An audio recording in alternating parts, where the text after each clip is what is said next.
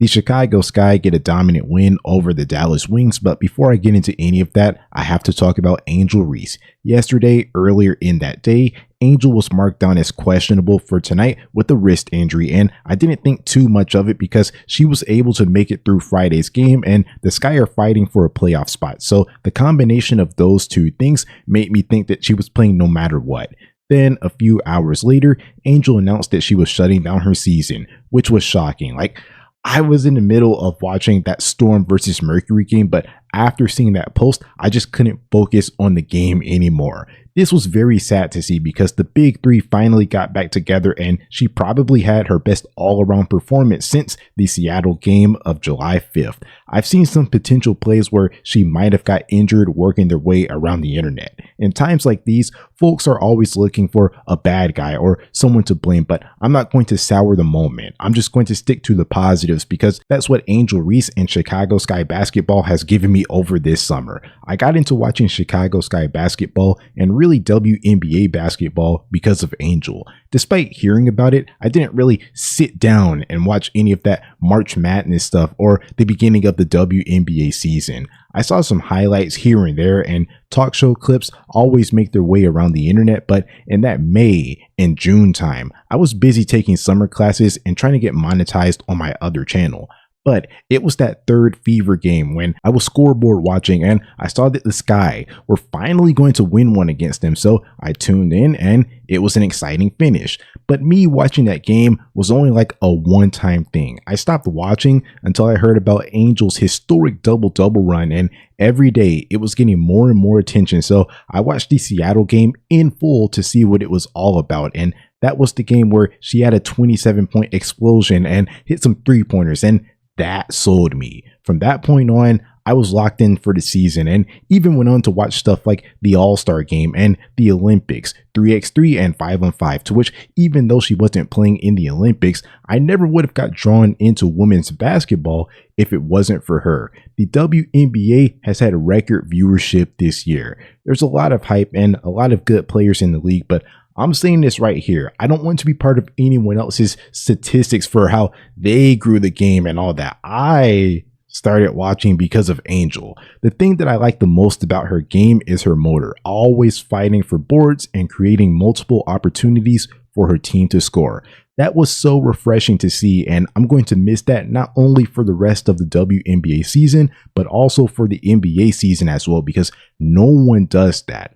Also, it was an inspirational story for her, getting picked lower in the draft at pick 7, but she was able to have a historic rookie season despite the doubts, criticism, and the media trying to tear her down all season. But really, it was ever since that national championship game in 2023. As of right now, she has the highest rebound average in the league today and in league history for a single season. She has the most consecutive double-doubles in WNBA history. She has the most double-doubles by a rookie in WNBA history. I think it's safe to say that she'll lead the league in offensive rebounding, which is actually historic. It would make her the single season leader in offensive rebounding. 172 offensive rebounds is the most anyone's had in a single season. She has the most rebounds and offensive rebounds by a rookie in WNBA history.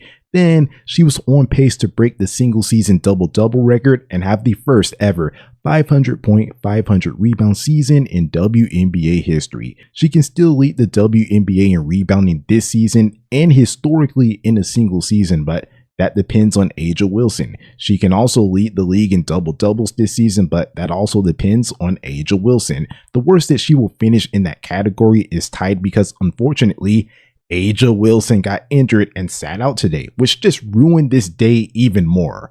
But yeah, Aja has 21 double-doubles and the Aces have 5 games left. So yeah, unfortunate way for Angel to end her historic rookie season. She played some good basketball and gave it her all. Hopefully she gets well soon and is able to participate in Unrivaled and is able to progress further into her basketball journey, because she just had a historic rookie season and that's probably her floor. That's probably the worst she'll ever be in her career. So I'm definitely excited to see her development and what Unrivaled and year 2 looks like. Now, getting into the game, I was contemplating even making a video or even watching the game, because while I like players like Chennedy Carter and Kamilla Cardoso, The draw was Angel. She was the heart and soul of the team. But I just decided why not and was treated to a solid game. Because of Angel's absence, Isabel got the start. The first quarter score was 33-19 Sky. I don't really have anything negative to say about this quarter. Sure, Kamilla didn't necessarily get fed the ball more now that Angel's out, but that didn't really matter because the Sky have a legit guard now in Chennedy Carter. The scoring is always going to be there, but since she got back, she's shown the ability to use her scoring gravity to play make and has been a much more willing passer. She looked really good with the ball in her hands, especially when the Sky were running. She made the right play every time down the court, while Lindsay looked much better as a play finisher. So despite Kamilla not getting the ball a ton, the offense was solid, even when Diamond and Dana were on the court together, which I didn't want to see, but it worked. Then on defense, the Sky were solid. Chennedy couldn't guard Arike, but that's Arike, so I don't really mind it that much, especially when the Sky had a big lead. So I have no complaints for this dominant first quarter. In the second quarter, Chennedy cooled off some, but it was nice that Dana was able to come in and play well. Now, in the beginning of the quarter, it wasn't looking the best when she and Diamond were sharing the court, especially because they always passed to each other back and forth, but when Diamond got out of the game, Dana played better. There wasn't a ton of playmaking from her, but she looked confident scoring wise and held it down for Chennedy. The offense wasn't as good as it was in the first quarter, especially with Chennedy not playing the majority of this quarter, so they're missing out on fast break points. Would have liked to see a transition to post play, but what they had going on with running the offense through Chennedy, then Dana, was working, so I can't really complain that much. The only thing that I can really say is that Rachel Banham was no help in this quarter, missing all of her shots and getting worked on defense by Arike, but I'm not blaming Teaspoon for leaving her out there for half the quarter because someone's gotta play. Also, stuff like that gets masked up with a double-digit lead. In the third quarter, it was more of what I said in the first quarter. The offense was very easy when Chennedy had the ball in her hands and was running in transition. It was just so obvious in this quarter, and I just didn't like whenever Lindsay got to have the ball and take a long time to set up plays. There's no reason for them to be splitting possessions unless Chennedy needs to rest. She's the better offensive player. Then on the defensive end, it was really the bigs that were a big factor in this quarter for Dallas. They even got Kamilla in foul trouble. There's no analysis that I can give. The Sky were just outmatched down there, especially with them running 2 6'7" players. Angel's defense and rebounding was missed in this quarter for sure, but on the other hand, Isabel had a great quarter offensively, so that balanced everything out. That big lineup was a problem, but it wasn't a huge deal because of what Chennedy provided on offense, giving Chicago such a big lead. Then in the fourth quarter, I'm not going to worry too much because the Sky were able to win this game, but there were a lot of empty possessions. All game long, I've been saying give the ball to Chennedy, but she wasn't good in this quarter. She looked tired. Now that's the time to initiate the offense through the post and get Kamilla involved, which didn't happen because the Sky were up so much and they were able to hold the wings off. Great that they were able to have such a big lead because it seemed like Dallas figured them out and were playing a lot through their bigs, which was working. But with Izzy not being a good defender and Brianna having to leave the game with an injury, there was really nothing that could be done, which is why my only complaint was with the offense. Now it's time for performance grades, and these are always relative to expectations, so if a bench player gets an A, that doesn't necessarily mean that they're better than a starter. Teaspoon is going to get an A. For the most part, she ran the ball through her best player, Chennedy, and called a smart timeout in the fourth quarter when the Wings were going on their run. She's growing. The only thing that I would have liked to see more of is establishing Kamilla because Chennedy wasn't hitting in the fourth quarter and the Sky could have used another form of offense. Chennedy Carter is going to get an A+. It didn't matter if they were running or in the half court. She made great decisions with the basketball and couldn't be contained until she got tired.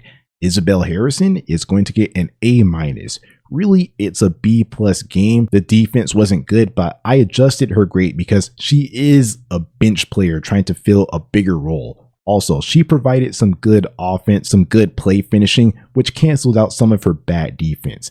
Dana Evans is going to get an A. She scored well off the bench, which kept the pressure on the wings. Nothing to complain about here. Michaela is going to get a B-. She wasn't loud on the offensive end like she had been for the past couple of games. Barely noticed her, but she played some good defense on Satou. Kamilla Cardoso is going to get a B-. She played good defense for the majority of this game, but in the third quarter, she picked up 3 fouls, which wasn't great. Then on the offensive end, the team didn't look to get her in scoring positions a lot, which isn't her fault, but even when she got in good position, she missed some easy shots, and it's only excusable because the Sky got the win. Diamond DeShields is going to get an A. She was a productive player tonight, especially for her expectations. Lindsay Allen is going to get a C. She had a solid first quarter, but then she turned into a ghost for the rest of the game. Also, she took too long to set up plays, but it's not a huge deal because this was done while having a lead rather than playing against the clock. Brianna Turner is going to get an A. For her standards, this was a solid game for her, especially on the defensive end. Really wish that she got to finish this game. Then for Rachel Banham, she's going to get an F. Couldn't hit a shot and got worked on defense all night. Enough said. The Chicago Sky played the Washington Mystics on Wednesday, a revenge game for letting that one slide like a week ago. It's also a chance to gain some ground in the standings because they're still competing with Washington for the last playoff spot, and the Dream just lost today, so it's go time. But yeah, that is all for now.